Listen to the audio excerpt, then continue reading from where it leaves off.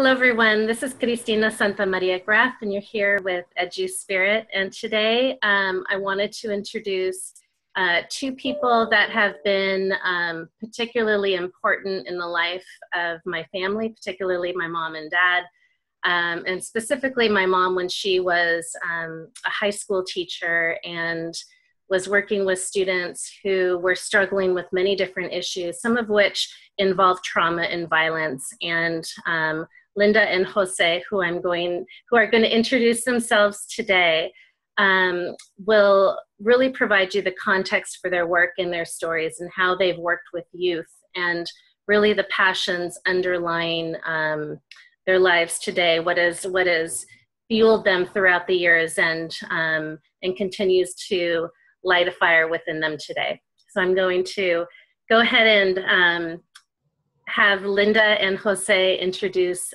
themselves to us. Thank you. Good morning. It's a pleasure to be with you. We're looking forward to having a real meaningful conversation about what's going on with the world, but particularly as it relates to youth, which is our passion. So let me begin by saying that what's going on right now is very close to my heart because I'm an immigrant myself, and I listen to the words that are being said about immigrants, the real words, not the sugary words that they want to cover up the real feelings. That it's very hurtful, extremely hurtful, because we know personally as well as in our work how hard immigrants work, both the parents of the children that we work with, as well as the young people who aspire the American dream. And you know, that needs some defining too of what the American dream really means. But that to me is the immigrant issue is really personal. I came here in 1947 in the arms of my mother, who was pregnant with my sister and my older brother, who was a year and a half older than I. We came here not knowing what was going to happen in our lives. We ended up living in a garage that some friends were so kind to give us in Lincoln Heights, and that started the journey. And throughout that, I saw how my father and my mother struggled to provide for us much of what I'm sure would not have been available to them back in Mexico. And through them, I learned a lot of valuable lessons and values, and particularly from my mother's side, unconditional love, because that's who she was. And for my father, the work ethic that sadly I think is disappearing, particularly with the youth today. It's too simple, and there's no desire to really experience life other than through electronics. So I didn't have let me correct that. I had a fun experience in school, but I wasn't very focused on school. I was very popular when I was in junior high. I was student body president, even though the day of when we had the elections, I forgot my speech and I said, "Just vote for me," and they did. And in high school, again, I was just very socially involved, but not academically. I really didn't question my intelligence. I didn't know where I was in that realm. So I knew where I was in terms of friends, because I could make friends with anybody. It didn't matter who they were, what their background was. I was able to find some way to begin a friendship with them. And to this day, some of them are still my friends. Consequently, I graduated, and I put that in parentheses because I didn't really graduate. I didn't graduate on stage. I had a 1.9 GPA, so I couldn't graduate on stage. That's like a D for the people that don't live in D the plus, a D plus. But I was so embarrassed that I didn't graduate that I immediately the following week went to Hollywood High and enrolled in adult school and took a class that satisfied the government class that I failed of all classes. And so after that, I didn't want anything to do with school. All I wanted to do was earn money, and I did, and did a lot of jobs, a lot of different things, but really not fulfilled. And I came to the realization as I was thumbing through pages and pages in those days of classified ads for jobs, and I didn't qualify for any of them because most of them said college degree required. And so that's when I decided to go back to school at age 27. So I got my degree from Occidental College at age 31, and I got my master's at age, I don't know, 47, I think, in 1984, the year of the Olympics. I was at UCLA. So through that, I've always stayed connected with young people. Coming from a family of 10 brothers and sisters, I had children around me all the time. And then I was involved in sports, so I had friends that were, in sports. And so it was always children around me, but I never saw that as a calling. When I went to Occidental, I still wasn't sure what I was going to do, but I ended up being a elementary school teacher. I was the first male kindergarten teacher in the Glendale Unified School District.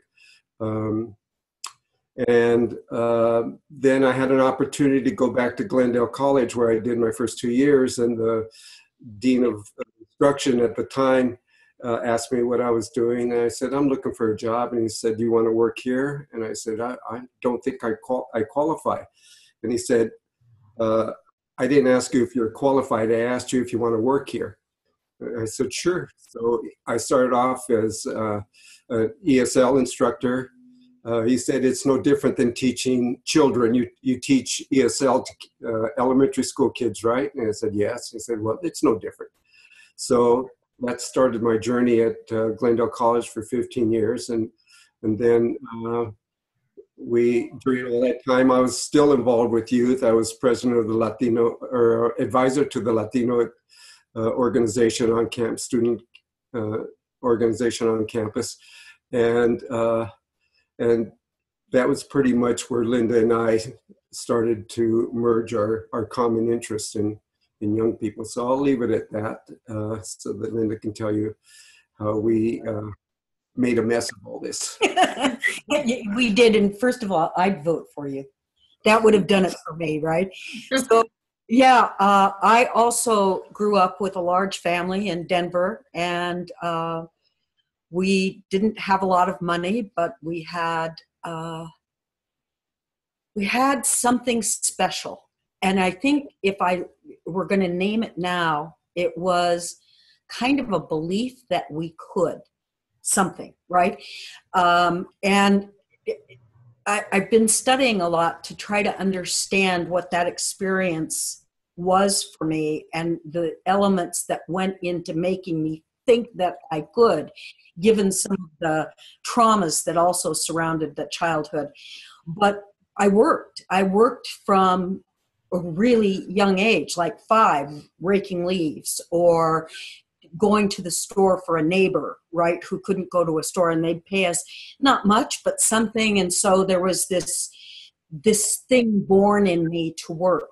But there was also a profound and deep spiritual core to me.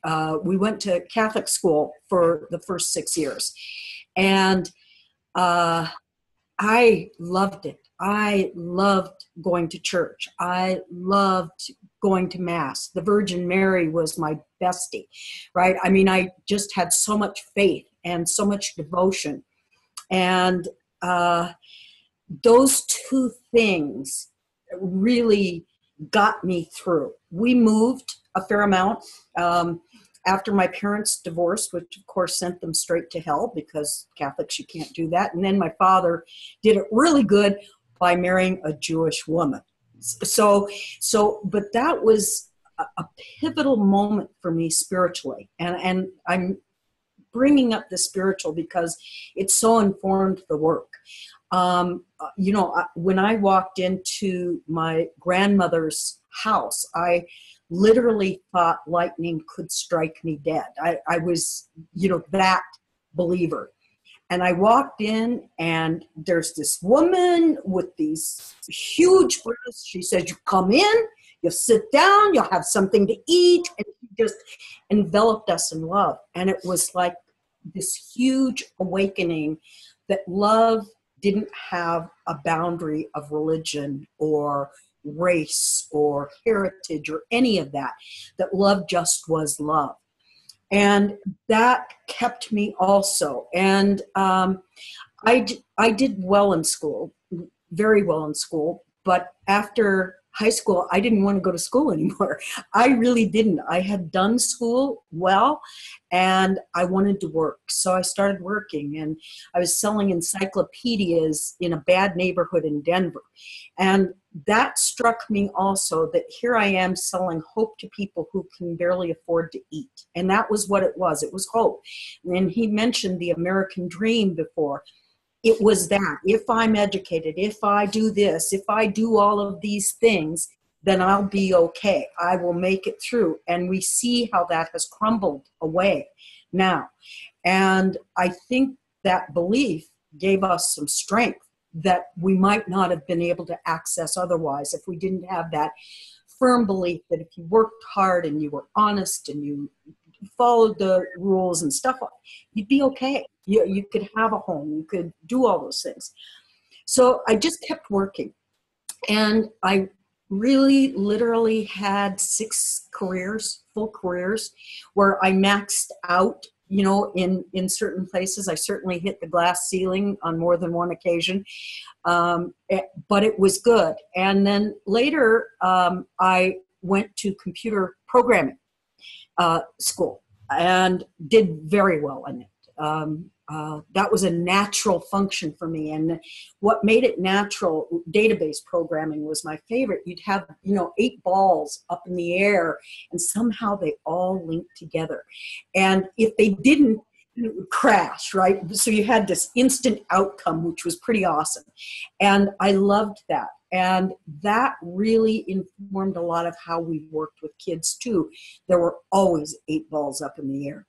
Always, right? And they somehow, and they crashed sometimes. And they did. They would crash and burn and blow up and all kinds of things, but you had to pick them up and reprogram that and get it out there. So after having lots of careers and some successes, I was at the Cannes Film Festival, and I had just taken a vow to live my life in service to all living things.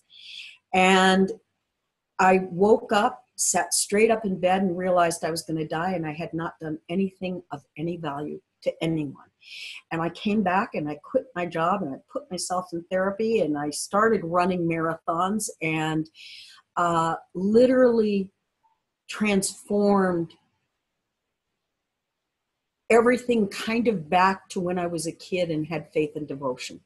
That was where I went, was right back into that person, and knew I couldn't do anything ordinary again. And as fortune would have it, I met someone. I had a dear friend from the music business, and she was the only friend that remained from that industry. And I met her husband, and she was late, so I met her husband for dinner, and we were sitting there and we're talking, and he said he wanted to do something meritorious, right? Really wanted to do something to benefit the community, that would benefit his advertisers. He ran the flagship KVEA station in Los Angeles. And so I said, before you make a decision, let me take you somewhere. And I took him out to a shelter where I had been volunteering for children newborn to 3. That right there tells you a huge story. What in the heck are little kids doing in a shelter? And this shelter was not attractive. It was an old IRS building with few windows and just, ugh. But there was love inside. And the people who were working there loved these kids, and so did I. And so I would take these advertisers out. I took my friend Steve Levin out there, and we started Demi Corazon to raise funds for organizations that were doing grassroots prevention and working with families to keep them together, which made all kinds of sense to me, because I could see the effect on kids that had been pulled out of their families. They thought it was something wrong with them, not their family. So it was this whole dynamic. And we raised a lot of money, and we did a lot of good with that money and gave it to really deserving organizations. And during that process, because I was the non-Spanish speaking community liaison, which still to this day is one of those miracles you can't quite explain, I met José, and I met lots of other really powerful, wonderful people in the community. And we decided, after working with them, that we wanted to have hands-on. And so we were invited as officers of the Glendale Hispanic Business and Professional Association to come to Toll Middle School.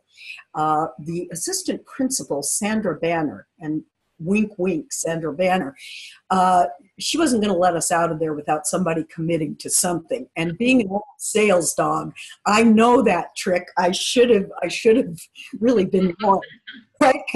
So I said, well, all right. I used to do this workshop. I developed a workshop called Dressing Up, where you could use clothing as a vehicle to lift yourself up. And I had done the workshop quite a few times, but it had been a while. So I pulled out the manual and did the mirror work, right, to make sure I had it all down. And I went in to these 20 girls that had been selected for the program, who, as it turns out, were from rival gangs. And I'm sitting right between the two groups, right? And they are mad dogging each other all the way through. And I thought, I'm going to die if I teach them about using scarves. So I just chit-chatted, and probably for an hour and a half. And one gal who had her head down the entire time, one gal was heckling me the entire time. And I said, I don't think I'm doing very well here. So, tell your teacher, if you need anything, give me a call. The girl with her head down looks up and says, come back next week. Okay. So we were in. And the first few times I met with them alone. And then one of the things that was just so clear was they had no positive male role models in their lives. I mean, bad boyfriends, no father, the neighborhood, right? And so I told José, I said, I think it's time for you to meet the girls. So we set up a meeting at a park in Glendale, and one of them soundly cursed him down. I think that was all that came out of her mouth. But he then started inviting them over to his house with a pool, and we cooked for them, and we started meeting with them every single week. And I mean, it could take an hour and a half to pick them all up because our cars weren't so big. So we'd have to go and come back and go and come back. And we just started including them in our lives. I was still at the station, so I had to do a lot of community events. And I remember one in particular that for me was the juxtaposition of all of it was so amazing. They were going to be receptionists at a fundraiser for Dick Reardon when he was running for mayor of Los Angeles. This goes that far back. Lee Baca, before he was sheriff, picked them up and drove them down. The young people that José was working with at the college did their hair and gave them dresses. And so we had this whole community supporting these alternative experiences for these kids, experiences they would not have had in the ordinary course of their lives.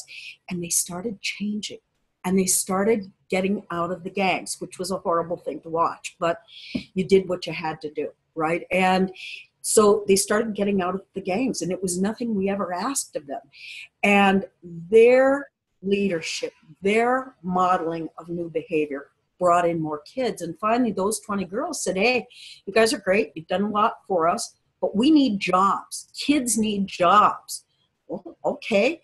So we'll create a job training, because they didn't know how to be successful in that room, right? For some of the girls, I think you're going to need eyebrows. And for the guys, it's like, don't wear the wife beater to an interview. Just don't do that, really. And it started out in just that way. But we didn't have any money, and so we started asking people for help. The first person we asked for help in that was Cindy Chong, who was at that time running the Glendale Galleria. And that was right at the time of the riots in LA. And they wanted to have some kind of a community response to that, focusing on youth. So it was a win-win-win all the way across the board. And we created a 3-week job training. They had to show up, they had to dress up, and they had to complete their work, or they didn't graduate. If they graduated, they got certificates, they got all kinds of things, right? And they got interviews for actual jobs in the Galleria. People lowered their hiring age to hire these kids who had been trained, right? It was so simple, but it was powerful. And so that's kind of how we got started. Thank you. That provides a lot of context and history to your, just hearing about your backgrounds, and then how your backgrounds and what you were passionate about kind of merged into some of the work that you later did, which on your website, which I will make sure will be linked up to EduSpirit, you have a We Care for Youth site. And so I was thinking that perhaps you could maybe elaborate on We Care for Youth and talk about some of the ways in which you engaged youth in that organization. And some of, I think when we first spoke, you had mentioned some descriptions of community work and some tensions and some breakthroughs for some of the participants, or some of the males and female youth who were involved. Yeah, probably one of the greatest stories of that example is that one of the things that the city of Glendale had was a graffiti cleanup. And so the girls by this time were on their way to doing great things, to the point that they had named themselves. And their name was Still Standing Strong. That's what they called themselves. And so we said, well, this Saturday is a graffiti cleanup. You guys want to do it? I said, yeah, what do we do? He said, just show up at City Hall at 8 o'clock in the morning and they'll tell us, So they showed up. They gave us a neighborhood. We went over to the neighborhood and we just went from door to door cleaning up people's houses. In fact, there was one house that was really run down, dilapidated, didn't even look like anybody lived in it, but there was an elderly woman that lived in the house. And they went and just cleaned the exterior completely. When they finished, they said, can we clean inside? Which I thought was amazing. And by the way, they probably did not clean their own rooms. Yeah. I'm going to bet on that. So that kind of solidified their community work. And what happened is afterwards, every year when they had these cleanups, they would join in. But one of the things that was available to them was that for people that contributed, the city offered to name a particular area that you were to like clean up, like you see on the freeways now, where they this. So there they were in the city of Glendale with a sign that said, "This area is clean by still standing strong." And I mean, that says it all. Yeah. You know, and that really was one of the great messages of all times when we were working a lot with gangs, and they would say they were down for their neighborhood. Like, really? You're really down for your neighborhood? You're going to clean it up? You know, and that became a talking point that carried for a long, long time. It's like, what does that mean? What does it mean you're down for it? What are you going to do to show me that you're really down for your neighborhood? And we engaged a lot of kids in activities that way. I remember when the earthquake hit in '94, we had a slew of kids, and because I was still at the station, Lever Brothers decided to come help wash clothes, right? I mean, you don't even think about that. They were putting washers and dryers in community centers. They were providing soap. They were doing all these things. So there was a cab company in Glendale that piled all of us into their cabs and took us to Pacoima, where there was a literal mountain of clothing for us to wash that we had gotten donated through the station, through all these activities. And those kids washed, sorted, and folded all that clothing. And they had a blast doing it. And they felt powerful because in the face of something so uncontrollable, they were doing something. This was through We Care for Youth? Yeah. This particular activity, okay. Yeah, no, everything fell off through We Care for Youth. We were by then a nonprofit and had that status and so forth. But it was always a design of our programs that kids would somehow give back to the community that they were in, because it was important for them to care about someone outside of themselves. Our mission statement is unconditional love. So that's what threaded everything that we did. Everything. You had talked about, well, when we had spoken, we talked about a lot of different things, and I'm really interested in some of your work with, well, you described some of the rival gangs in Glendale, the Latinas. I'm also interested in hearing about some maybe real life examples of how we bring peace, and maybe your definition of peace within this context, but how we bring peace to contexts that are violent or traumatic. And we had talked about some specific real life examples, including your work around prejudice reduction and your work around really actively listening and not being defensive or judgmental. And so I'm going to kind of leave it at that. But I think all of these things kind of were encapsulated in what you were talking about with peace and non-threatening environments. And so maybe some stories that you have that can really illustrate these concepts.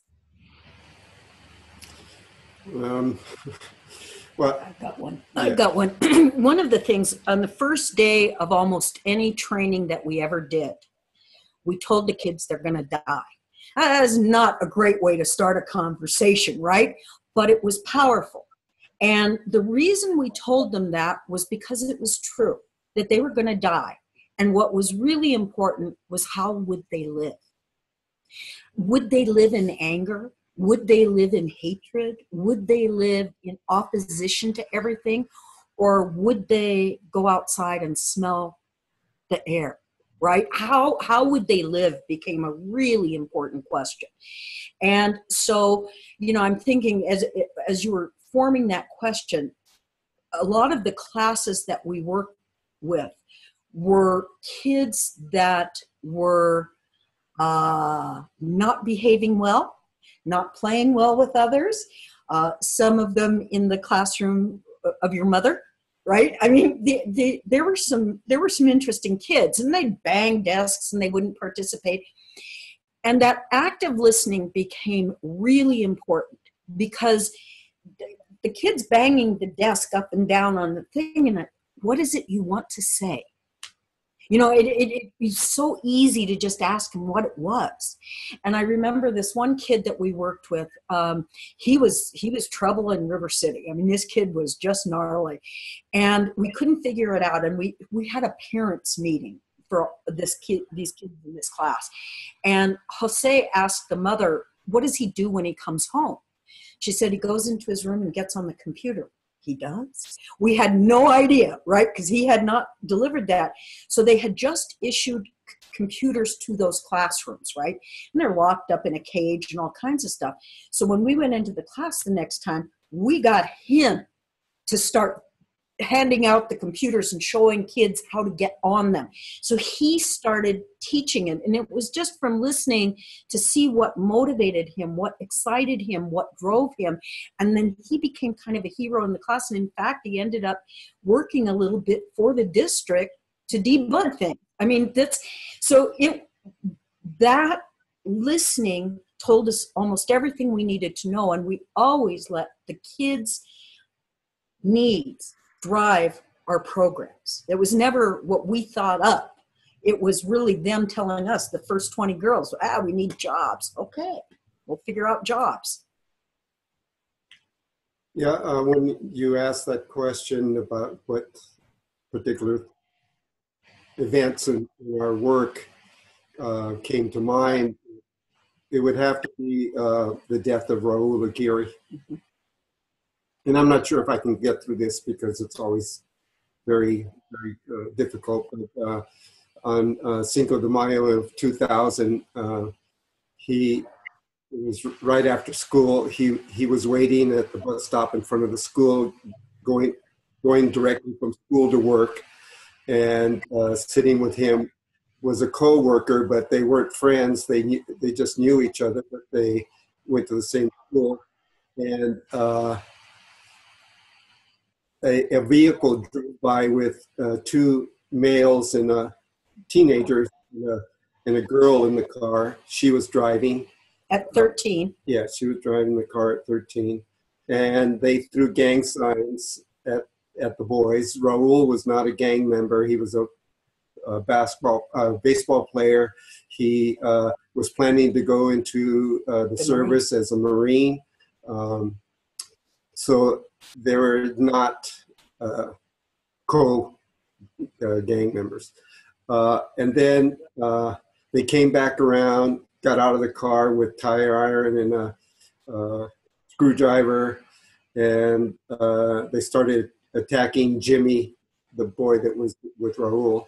And Raul, being the kid that he was, tried to come to his rescue, and they attacked him and stabbed him, beat him with a tire iron. And at the same time, while this was happening, elementary school kids were coming back from a field trip, being unloaded in front of the school where the fight was occurring. By this time, Raul was on the ground, and they saw all of these. And the reason I point this out is because they were traumatized. Years after they came into the high school, because they were from the elementary and the junior high school, and they would tell us about what it was for them, how terrible it was. That was a life-changing moment for them and altered so many things, including their sense of safety. Okay, and it's so interesting to be in this real time now where the sense of safety has been just gutted for 800,000 young people. I can't even. There is nothing good, compassionate, or thoughtful about it. And I am happy to be on record to say that. And of course, we're referring to our DACA students. Absolutely. Absolutely. Many, many, many undocumented students we worked with, and we saw how that fear translated into behaviors. We saw that. And that was before DACA, right? That was before they had a chance. They were just here without documents because their parents brought them here, and they were terrified. And there'll never be a soft spot on that one for me, because I saw how unbelievably beautiful, capable, and honorable these young people were. And that's exactly what happened. The school district and the police department asked us to be there, just be there. And so we started the vigil. And that was really an amazing experience. It lasted for the whole week. We would be out there from 7 in the morning until 3 in the morning or 4 in the morning, however long the kids stayed. We didn't want to leave them alone. And it wasn't safe to. When they had a town hall at the elementary school, there was a drive-by down the street. So it was still very volatile. And the kids needed adults to talk to. This wasn't our first death of a young person. We had been on site for another vigil where, again, these kids were all alone. And that to this day mystifies me, why even the church community didn't show up. Nobody showed up, so one police officer, Ric Young, he was there with us all the way. And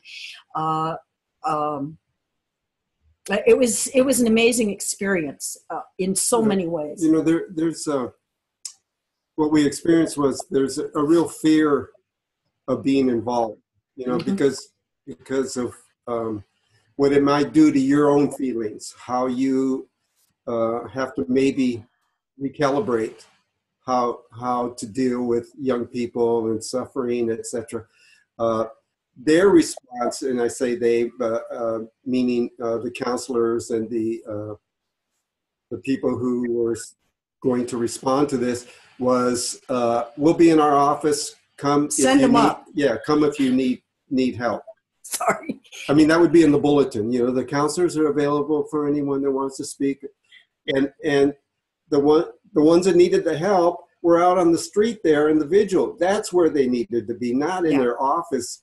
And so to me, it was kind of an avoidance, and I don't mean to say anything negative about it, but it's because you don't want to engage in that because you're not sure how you're going to react to it, and who's really prepared, who's really prepared to deal with that level of grief, and we've seen so much of it, and we weren't prepared when we first started either. We just fortunately, I think our spiritual foundation helped us, because we could see the ocean of suffering that they were going through, and they were drowning in it, and someone had to help.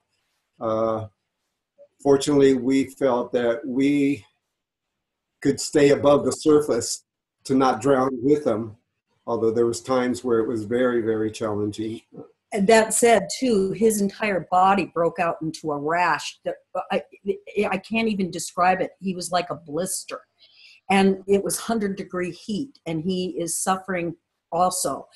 But it never felt like it. It never felt like suffering. It felt like cleansing. It did. It was pretty amazing. And the night that these Armenian parents who had also lost a child, the other vigil I mentioned, they came to the site to grieve with Raul's parents. And there you had this unbelievable moment, and everybody who witnessed that witnessed the magic of love, where everything was set down. And the Armenian parents instructed those kids, please, please, please don't resort to violence. I mean, it was absolutely beautiful. There were so many powerful moments. You wonder if you weren't born just for that moment, because there was so much good that came from it. And sadly, that was the first of 8 deaths that would follow in the next 3 months. You just couldn't stop. At the memorial, one night, this gentleman came and brought a pictorial book on the Marines and laid it there with all the flowers and everything. So we started a conversation with him and said, why did you do this book? And he said, because my brother, my brother died in the Marines, and I've never been able to grieve. Wow. People were grieving. I remember a woman came by and she was grieving the death of her brother who had been stabbed 2 blocks down, right? And had never, 5 years before, and had never settled. So there was, when we talk about the cleansing and how you bring peace, when you're living in peace, it's there, right? And our job with those kids was to try to keep them calm, and they were really having a hard time processing this and not wanting to have revenge, because everything in the news was that. I mean, they had been called super predators, all those things, and the community itself had hampered down. One night the police came, the night of the drive-by, and they got kind of shovey with people, which was not a good idea because I was there. And no, we're not doing that, pal. And it just, having an open heart can hurt. Not having an open heart kills you. So that was it. And that story just kept going. One of the things that happened is these young people that we were working with at the Vigil decided they wanted to do a peace march. Terrific. We'll do a peace march, right? Signs were made. The Aguirres came and marched in it. Congressman Adam Schiff, who was new to Congress at that time.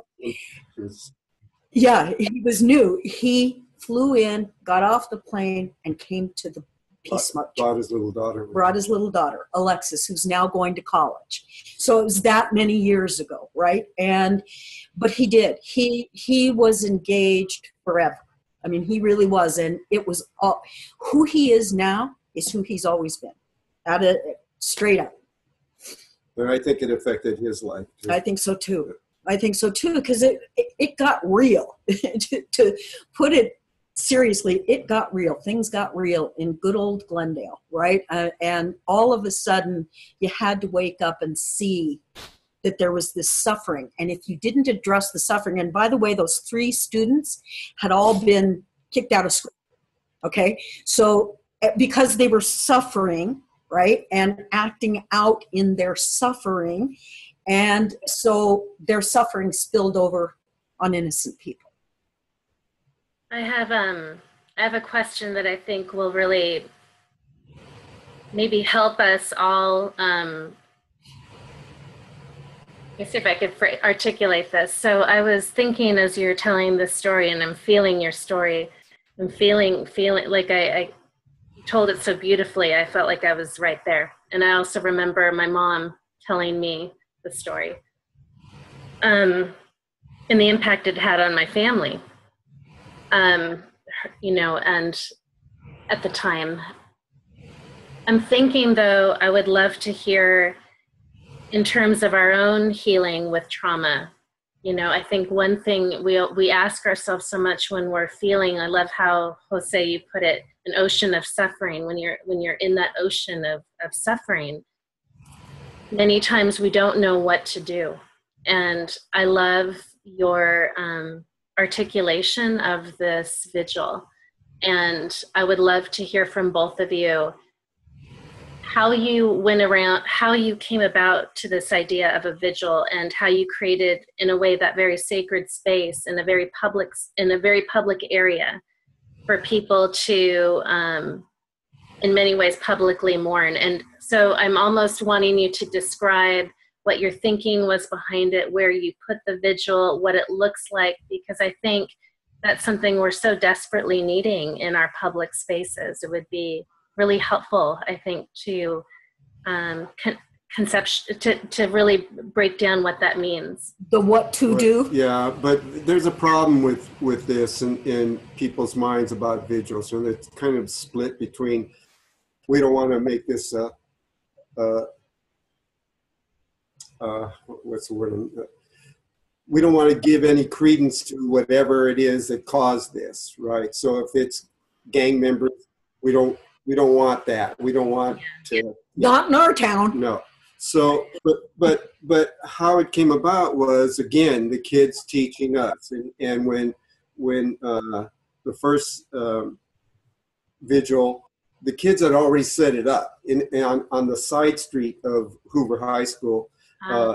And what they'd done is just brought candles and started just lighting candles, and probably some of the marks are still on the wall where they tried to burn a cross into the wall. Mm-hmm. And so we saw that there were no adults there, and so someone had to stand with them, and they didn't do anything but just sit there. Their belief was that his soul, Avo's soul, would stay there until he was buried. So they were going to stay there until he was buried. And again, this was not with any adults, right, around. So we just sat there, and when they wanted to talk, we would talk. In this case, these were Armenian young people, and culturally, they wear a cross, right? It's a very cultural thing. They were the first Christian country in the world. And so that is part of who they are. But they did not have spiritual access to Christ, to the love, to compassion, to those things. So we called a priest, and, again, you got to call it sometimes like it is. The priest came, had him kiss the ring, got in the car and left. And it was like, no, that's kind of not what we had in mind.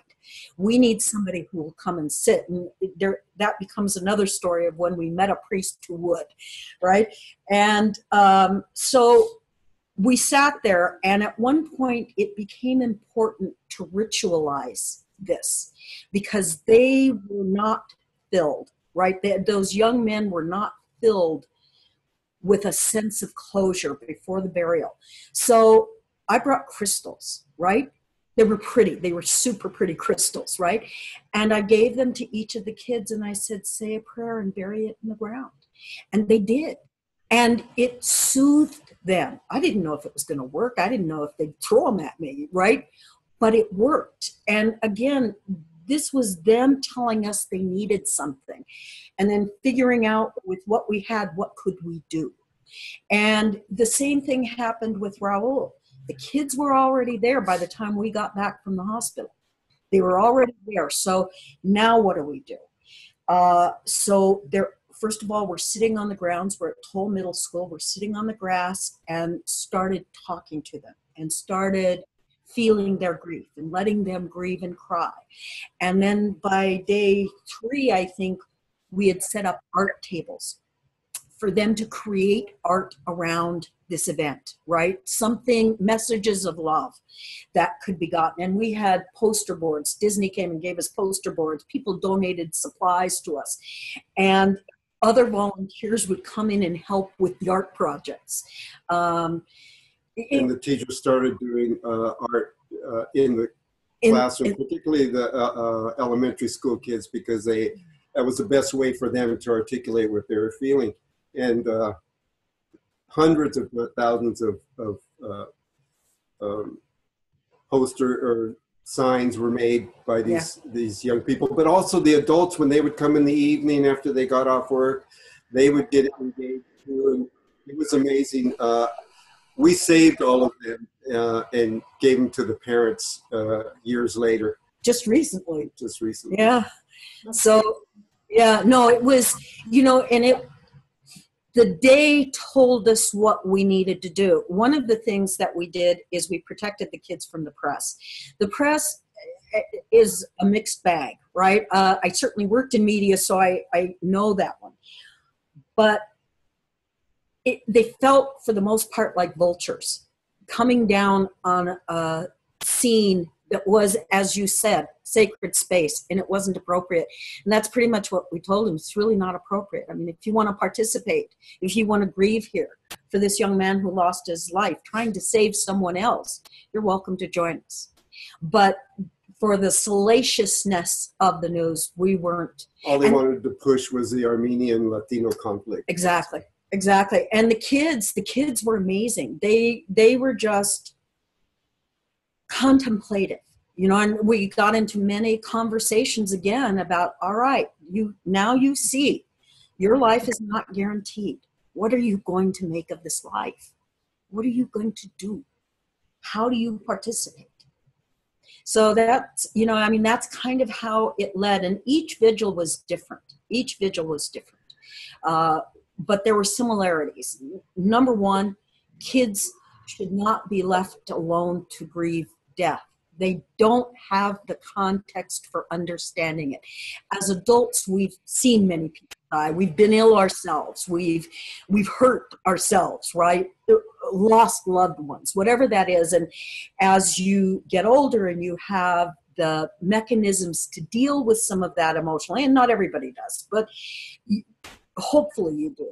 And that became important. That became really important, is to be able to share that there is a new tomorrow, and that making that tomorrow matter really is the only thing that's important. The other unfortunate part of it was during that week, the administrators kept coming up to us and saying, when is this going to end? When are you going to take this down? Like there was a timeline for grieving, you know, like, okay, it's been a week, that's enough time, let's move on. And I've never agreed with that, ever. There was no timeline for grieving. Grieving has its own time. And that to me was an indication of the insensitivity on the part of the adults to not understand that they needed as much time as they took. And if we're talking about nationally, when counselors come into schools, Columbine, whatever it was, right? Whatever it is. Oh, we'll be here for a week. Really? You think in a week kids are going to get this? And what he said later was after Raul's death, we were fortunate to work with the school district to create a program called Project Plus, where we took all incoming ninth graders, or they were all invited, incoming ninth graders, and we would take them off-site to a camp for 3 days, where they would engage in a different kind of relationship with administrators, with teachers, with the community, that.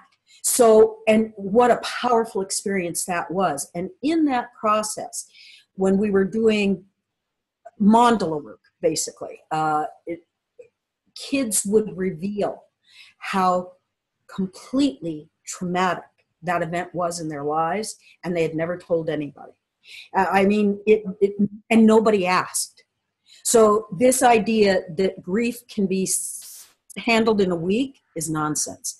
And the lack of availability of mental health care for kids is shameful. It is really shameful.